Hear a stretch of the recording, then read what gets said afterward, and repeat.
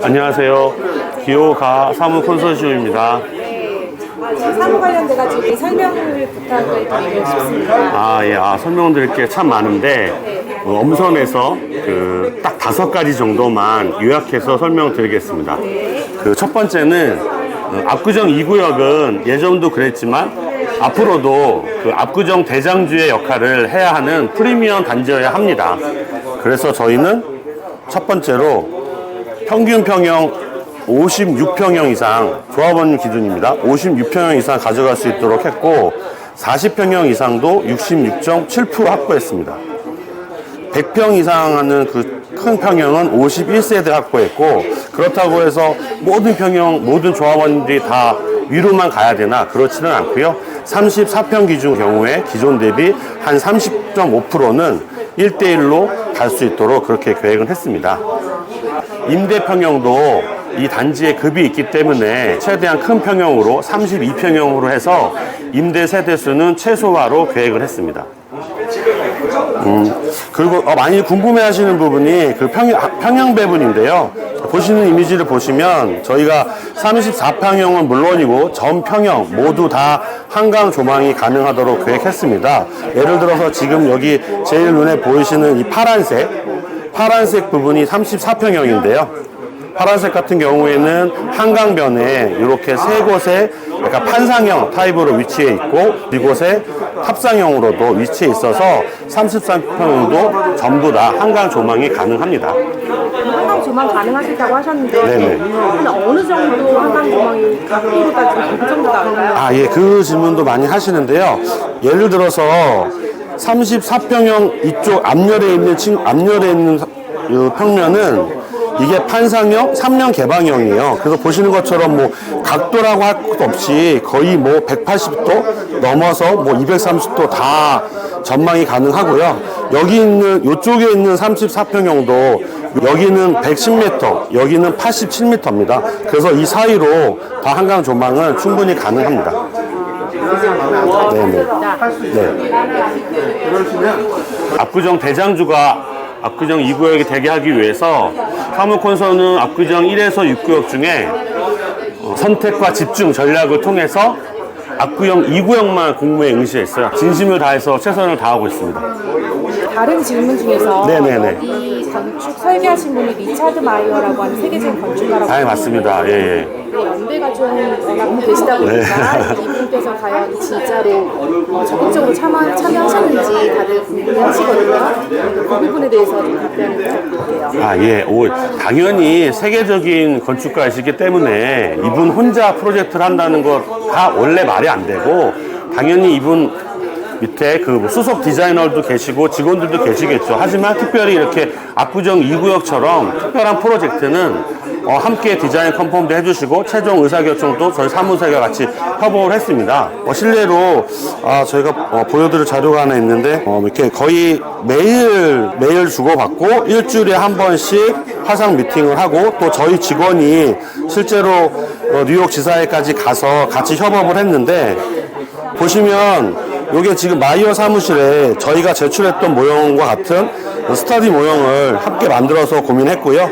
그리고 여기 보시면 이 가운데 있는 분이 리차드 마이어 님이시고, 양쪽에 있는 분이 저희 요번에 프로젝트 담당한 수석 PD 디자이너들입니다. 이렇게 함께 협의를 하면서 고민을 했고, 이 보시면 이게 지금 홍보관에 있는 거의 대부분의 CG가 이게 마이엄께서 좀 같이 고민해 주시고 컨펌해 주신 그런 계획 아닙니다. 그리고 나온 성과물을 보시면 아시겠지만 리차드 마이엄이 갖고 계신 타임리스 디자인이라든지 은은하지만 심플한 그런 디자인들은 다 성과물을 보시면 느낄 수 있을 것 같습니다. 다음으로 슈퍼리치를 고려한 주거동 및 단위세대 계획입니다. 가장 큰 특징 중에 하나인데, 기준층 층고를 4m를 했어요. 그리고 복층형 같은 경우에는 8m. 시그니엘 복층이 5.6m거든요. 시그니엘 복층보다 훨씬 높은 복층을 가질 수 있습니다. 그 이유는 집이 옆으로만 확장되는 것이 뿐만 아니라 위로도 확장이 돼야 공간감이 있다. 그래서 그 한강 조망을 보는 것을 아이맥스 한강 조망이라고 부릅니다. 그 부분이 좀 가장 큰 특징이고요. 1층 층고는 6m를 확보했어요. 모든 조합원님들이 3층 이상 배정을 받도록 해놨는데, 이 3층 이상이라는 것이 여기 지금 기존에 계신 여기 위치죠. 116동 기준으로 보면 여기에서 6m 데크가 올라옵니다. 그리고 1층이 또 6m예요. 그리고 2층이 4m. 그러면 기준보다 16m 위에서부터 세대가 계시는 거거든요. 기준 아파트 기준으로 5층 이상일 겁니다. 해발 한 33m 정도 돼서 당연히 동호대교보다도 높고 올림픽공원보다도 높아서 한강 조망이 모든 조합원님께서 가능하십니다. 그리고 또 하나의 특징이 한 개 주동에 6개 타입을 했어요. 6개 세대가 모여 있는 거죠. 그 고층형 주거를 할 때 이 부분이 가장 고민이 됩니다. 한 개 주동에 너무 많은 세대를 밀집시키게 되면 그 코어, 즉 엘리베이터라든지 복도라든지 이런 것들의 면적이 커져요. 그 면적이 커진다는 것을 전용률이 낮다고 얘기합니다. 분양 면적이라고 함은 전용 면적과 이웃과 함께 쓰는 공용 면적의 합이에요. 그렇기 때문에 이 가운데 있는 공용 면적이 커진다는 것은 상대적으로 같은 분양 면적 기준일 때는 전용 면적이 작아지는 거거든요. 한 주동에 얼마의 세대를 모아놨느냐가 매우 중요합니다. 만약에 너무 공용의 면적이 크다 보면 어떻게 비유하면 옥수수 같아지는 거죠. 힘만 크는, 먹을 게 별로 없는. 그래서 그 점을 좀 저희가 유의해서 가장 합리적으로 6개 주동을 조합을 했고요. 그러다 보니까 동간 거리가 매우 넓고 6개 주동 안에 엘리베이터 홀 계획인데 6개 조합인 한 주동 안에 엘리베이터가 7개 있습니다. 이렇게 3개 나눠지고 가운데는 택배와 이삿짐을 할 수 있는 화물용 엘리베이터가 있는데 한 세대가 엘리베이터 콜을 누르면 엘리베이터 세대가 움직이는 거예요. 왜 이게 중요하냐면 고층 주거에서는 그 엘리베이터 대기 시간이라는 게 있습니다. 공동주택에서 엘리베이터 대기 시간이 평균 60초 이하여야 되고 엘리베이터를 타고 내가 목적지까지 가는 운행 시간은 75초 이내여야 돼요. 그런데 만약에 49층을 엘리베이터 한 대가 움직인다. 그럼 상식적으로도 엘리베이터 한 대가 60층 안에 나한테 올 수가 없겠죠. 그래서 저희는 한 세대가 엘리베이터 콜을 하게 되면 일단 세대가 움직이고 세대 쓰고 가운데 합용 엘리베이터를 줬습니다. 그 부분이 좀 큰 특징 중에 하나입니다. 이제 주동에서 마지막으로 말씀드리고 싶으면 이것도 조합원님들께서 좋아하시는 건데 이게 저희 모형 제출했던 모형 사진입니다. 보시면 이렇게 약간 낮은 층과 높은 층을 같이 혼합해서 사용했어요. 이게 왜 그랬냐면 첫 번째 이유가 대한민국 한강변에 지어지는 모든 공동주택은 한강변 관리 기본 계획을 준수해야 합니다. 그럼 한강변 관리 기본 계획의 가장 중요한 이슈 중에 하나가 한강변에 면하는 천열은 원래는 15층 요번에 있는 20층까지 완화됐죠. 20층 이하로 해야 한다는 겁니다. 저희는 그 기준을 준수했고요. 메인 천열에 20층짜리 판상열을 놓은 겁니다. 판상열을 앞 동뿐만 아니라 한 동을 제외한 나머지 6개 동에도 다 배치를 했어요. 왜 그러냐면 아시겠지만 물리적으로도 환상형 단위세대가 탑상형 단위세대보다는 마통풍에 유리합니다. 그리고 서비스 면적도 유리하고 하지만 49층의 주동을 모두 다 판상형으로 할 수는 없어요. 그러면 한강을 많이 가리겠죠. 그럼에도 불구하고 탑상형 평면과 판상형 평면의 조합을 통해서 이게 보시면 판상형 평면을 일부 좀 가져갈 수 있도록 그렇게 계획을 했습니다. 네, 모형으로 보시면은 가운데 있는 한 동을 빼고 나머지 동에 그런 판상형이 20층까지 있습니다. 이렇게 배치되어 있는 거를 보실 수 있으시고요. 그 판상형은 34평형, 46평형, 그리고 56평형 이렇게 구성되어 있습니다. 이렇듯 고층 주거는 단순히 조망만 우선시 돼야 되면 안 되고 예를 들어 압구정 2구역은 당연히 한강을 봐야 되죠. 한강을 봐야 되는데 한강만 봐서는 안 되는 겁니다. 조망도 들어와야 되고 햇볕도 잘 들어와야 되고 그리고 세대 간의 간섭도 없어야 되고 그다음에 엘리베이터도 잘 있어야 되고 그리고 전용률도 높아야 되고 이런 것들이 복합적으로 있어야 명품 고층 주거라고 볼 수 있을 것 같습니다. 그 부분 때문에 저희가 주거동 계획에서 좀 많은 심혈을 기울였습니다. 이제 단위세대 계획을 좀 설명을 드릴 텐데요. 저희가 단위세대에서 가장 중요하게 생각하는 것은 바로 이 부분입니다. 이 화면을 봐주시겠어요? 건축 평면만 한 게 아니라 저희 회사 내 실내 설계팀과 친환경팀 같이 협업을 해서 평면뿐만 아니라 인테리어, 모델하우스에 준하는 인테리어 계획까지 같이 수행을 했어요. 여기 보시는 이 가구들이 그냥 상상으로 만든 가구가 아니라 실제로 다 존재하는 브랜드를 가지고 내부를 구성한 겁니다. 그러면은 각 평형당 특징을 짧게 설명을 드리겠습니다. 가장 궁금해하시는 34평 같은 경우에는 판상형에다가 3면 개방형이에요. 여기가 다 개방입니다. 좋게 잘 나왔고, 또 하나의 특징이 이 전면과 후면에 이 라인을 맞췄어요. 그래서 거실이 남쪽에 있고 싶을 땐 거실을 남쪽에, 그리고 거실을 뒤쪽으로 해서 놓고 싶을 땐 거실을 뒤쪽에, 왔다 갔다 변화가 가능하다는 게 34평의 큰 특징 중에 하나입니다. 그리고 40평형은 약간 이렇게 입구 옆에 뭐 게스트가 온다든지 이런 그런 분들을 위해서 약간 웰컴 가든 형식을 갖다는 게 있고, 이건 옵션에 따라서 방으로 대체 가능하고요.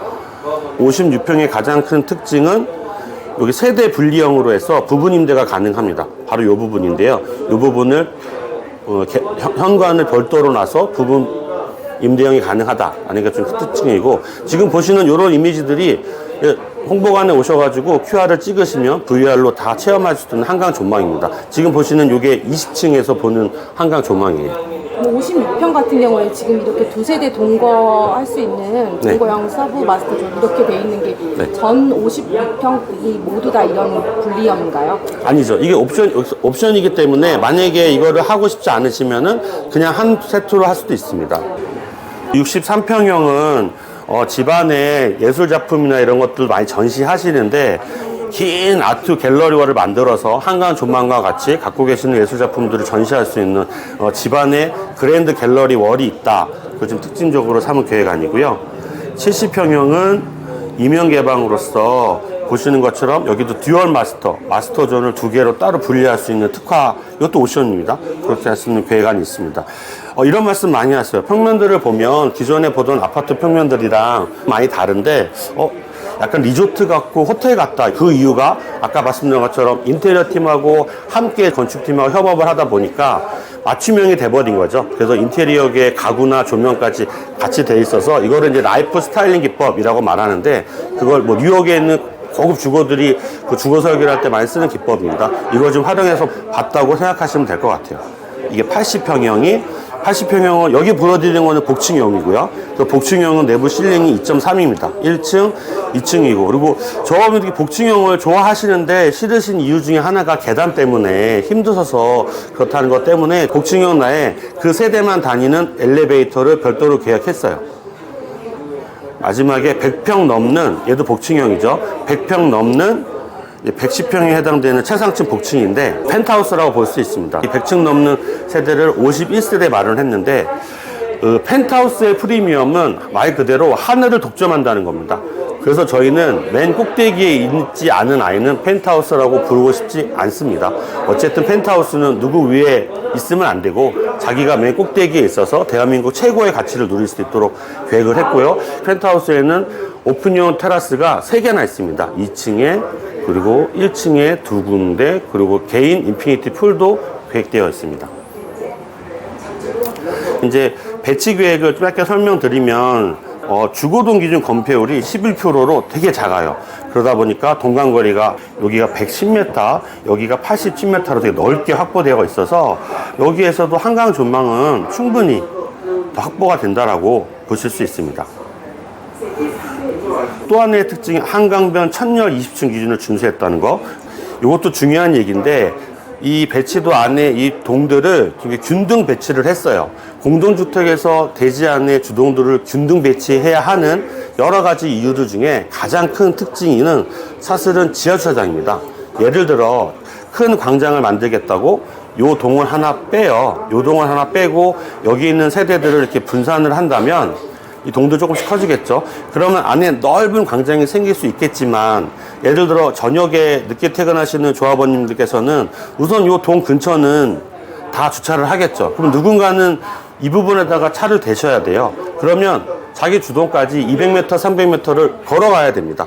그런 문제가 있어요. 그래서 동 주변에 균등하게 지하주차장 계획을 하기 위해서라도 대지를 좀 효율적으로 균등하게 좀 써야 하는 면이 있어요. 만약에 마트가 장 보고 오셨는데 여기다가 차 대고 집까지 200m, 300m를 장 보신 거 들고 가셔야 돼요.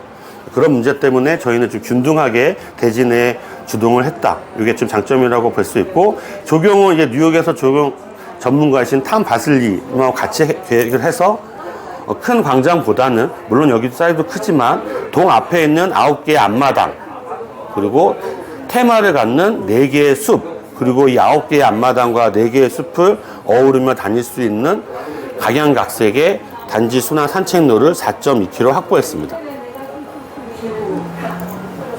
조합원님께서 가장 궁금해 하시는 건데, 공공보행 통로가 여기 이렇게 지나가도록 되어 있어요. 공공보행 통로하고 저희 조합원님들에게 프라이버시를 어떻게 확보할 것이냐, 이게 좀 이슈인데, 저희는 2가지 방안을 준비했습니다.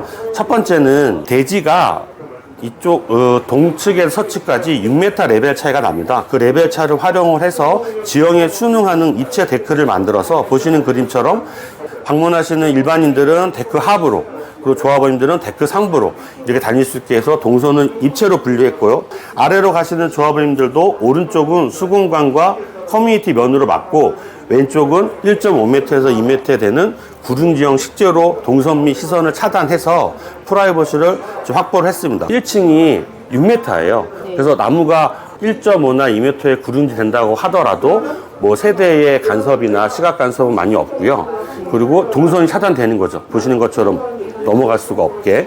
일반인들이 이렇게 지나가고, 네, 일반인들은 이렇게 지나가서 여기 있는 이 엘리베이터를 이용하는 거고요. 조합원님들은 이 빨간색 데크 상부로 다니는 겁니다.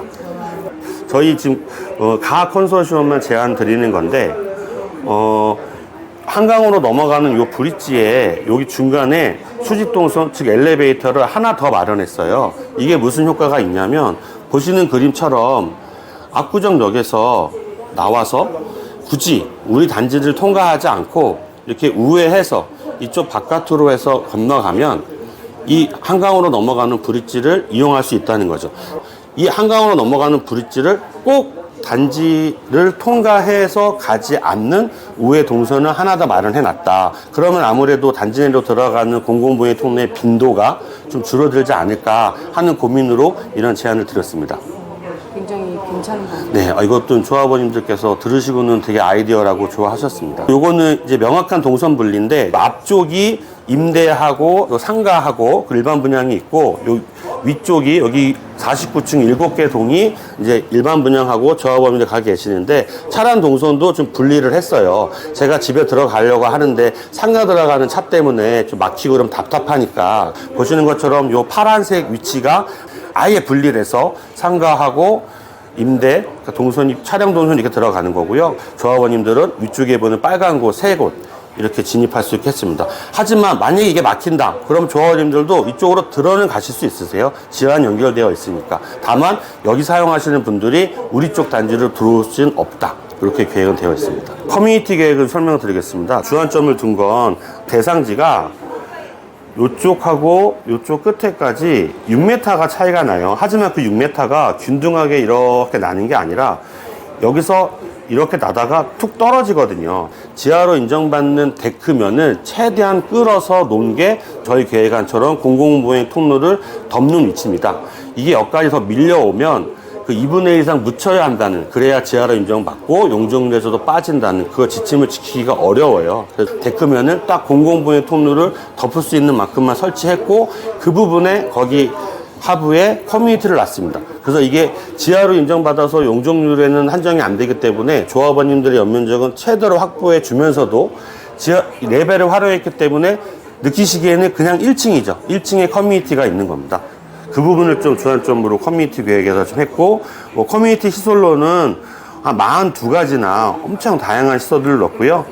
세대 커뮤니티의 전체 면적이 세대당 한 3평 돼요. 이렇게 세대당 3평이라고 말씀하시면 좀 감이 없으셔서, 지금 강남에 재건축하고 있는 강남 재건축의 커뮤니티 평균 면적이 한 2평에서 2평, 2.2평 정도 됩니다.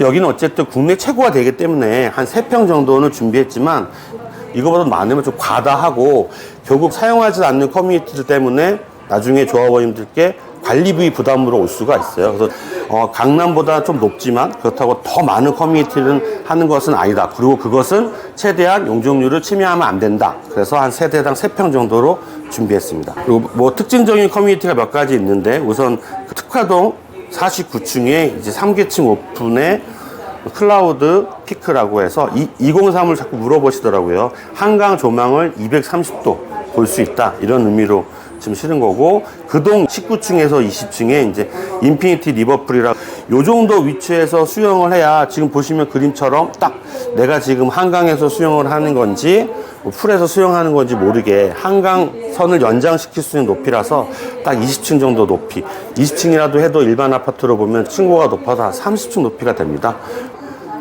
특히 요 가운데에 카라아트 갤러리라고 해서 리차드 마이어님께서 그 디자인의 정수를 같이 고민해서 한 건데, 이게 갤러리 샵입니다. 여기서 아침에는 뭐 간단하게 조직도 하실 수 있고, 다양한 갖고 계신 전시 미술품을 전시할 수도 있고, 또 음악 공연도 할 수 있는 그런 단지가 하나의 예술품이 될 수 있도록 그런 아트 갤러리라고 보시면 돼요. 그리고 그 밖에 기타 커뮤니티들은 빠르게 좀 말씀드리면 30m 되는 골프 티샷, 그리고 프라이빗한 극장, 그리고 270m의 워킹 트랙, 또 이거 좋아하시는데 실내 농구장을 했어요. 실내 클라이밍이 한 10m 높이로 마련되어 있습니다. 뭐 당연히 호텔급의 사우나, 스파, 뭐 그냥 프라이빗한 메디컬 컨시어지, 이런 다양한 커뮤니티 시설들이 있습니다. 또 끝으로 이제 지하주차장 계획 말씀드릴게요. 지하주차장은 각 세대당 조합원님 기준 3세대 배정을 했고, 100% 확장형 주차에 30% 강폭 주차. 이걸 좀 다 이해를 못 하시는데 설명드리면, 이 세 개가 다 확장인데 그 와중에 가운데 건 또 2.7m로 광폭으로 마련했다. 그래서 세 개 중에 하나니까 이제 30%다, 이렇게 이해하시면 됩니다. 그리고 특징이 지하 1층 레벨을 실링을 4.2m에 포했습니다. 이렇게 함으로써 이삿짐 차량, 쓰레기, 택배, 모든 차량 다 지하 1층으로 내려와서 가운데 있는 화물 엘리베이터로 이사하고 택배분들도 다니시고, 지상에는 정말 안전하게 차가 전혀 다니지 않는 그런 단지를 구현했고, 이게 선샤인 드로워프라는 게 뭐냐면 전 주동에 호텔급 드로워프를 마련했는데, 이게 자연 채광이 들어오도록 했어요. 지상에 선큰을 만들어서 집에 들어갈 때 웰컴 가든처럼 따뜻한 햇볕을 맞으면서 집에 갈 수 있도록 그 선샤인 드로워프라는 이름으로 구현을 했습니다. 전기차는 화재 위험이 있고 화재 진압으로 해서 다 외규로 배치했고요. 슈퍼카들도 많이 갖고 다니실 거라서, 슈퍼카가 그 차 낮잖아요. 슈퍼카 엔딩 포인트나 진입 포인트의 그 램프의 경사 각도를 완화해서 슈퍼카 다치지 않도록 이런 계획도 좀 디테일하게 신경을 썼습니다. 집중형 그 스마트 큐브 시스템은 뭐냐면, 지하에 있는 그 특화 시설들, 드랍오프, 뭐 프라이빗한 대형 차, 그 다음에 카 스튜디오, 프라이빗 세대 창고, 이런 것들을 다 코어에 집중형으로 놨어요. 안전하게 짐 같은 거 들으시고 그 차가 다니는 길을 건너거나 그러지 않도록 이렇게 하나의 선물 세트처럼 마련해서 놨습니다. 마지막으로 보여드릴 건데요, 국내 최초로 디지털 트윈 기술을 활용을 해서 이렇게 계획 안에 반영을 했어요. 이 디지털 트윈 기술이 뭐냐면, 컴퓨터 상에, 디지털 공간 상에 지금 실물로 되어 있는 이 건축물을 똑같이 구현해 놓는 거예요. 그래서 거기에서 화재 진단이라든지, 만약에 불이 나면 소방차가 얼마나 빨리 오는가, 여기가 전기세는 얼마나 쓰고 있는가 실시간으로 데이터베이스로 축적하는 거죠. 이게 좋은 이유가 실제로 지어지기 전에 다 점검할 수 있고, 안전 같은 것도 체크할 수 있고, 이런 걸 이미 부산 EDC 스마트 빌리지에 구현을 해서 지금 데이터베이스를 매일매일 축적하고 있습니다. 이 기술력을 그대로 이번 압구정 2구역에 반영을 했고, 또 하나는 세계 최초 로봇 친화형 건축 인증 주거단지를 실현하겠다는 포부인데, 네이버 사옥 1, 2를 다 설계를 했어요. 세계 최초로 로봇 친화 건축 인증을 받았습니다. 도대체 단지 내에 로봇 친화가 있는 것이 뭐가 좋지? 라고 하면, 보시는 것처럼 로봇이 단지 내를 다니면서 갑자기 쓰러지시는 조합원님이시거나 혹은 벤치에 너무 오래 앉아 계신 분들의 그런 행동 패턴을 파악해서 바로 119에 신고를 해준다던가, 낯선 사람들의 안면을 인식하고 택배 및 자동 배달 서비스, 이런 것들을 해주는 겁니다. 압구정 2구역은 앞으로 10년 후에 미래의 신주거야 되기 때문에 이런 계속 끊임없이 기술력을 축적해온 디자인과 기술이 함께 융합된 그런 설계 사무소가 함께 해야 미래에 대비하는 신주거를 만들 수 있다고 생각합니다. 지금까지 기호카 사무 컨소시엄이었습니다. 네, 감사합니다. 네, 감사합니다. 네.